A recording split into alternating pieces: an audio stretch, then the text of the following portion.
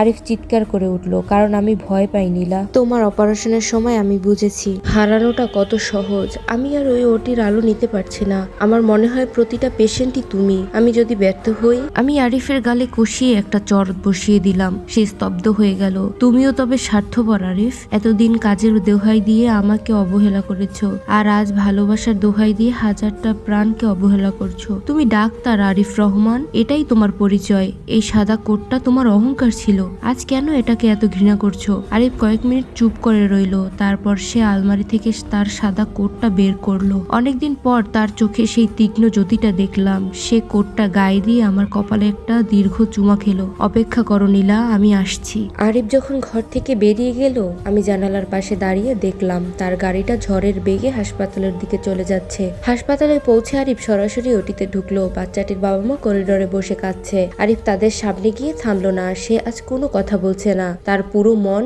এখন সেই 10 বছরের শিশুটির মাথার নিউরনে। কিন্তু ওটির ভেতরে গিয়ে বিপত্তি ঘটলো। অ্যানাস্তাসিয়ার পর যখন সে স্কাল্পেল হাতে নিল, তার সেই পুরনো কাঁপুনিটা আবার ফিরে এলো। সে দেখলো টেবিলের বাচ্চাটা যেন ধীরে ধীরে আমার নীলার মুখচ্ছবি ধারণ করছে। আরিফ কি পারবে তার এই বিভ্রম কাটিয়ে উঠতে, নাকি আজই শেষ হয়ে যাবে শহরের সেরা সার্জনের কেরিয়ার?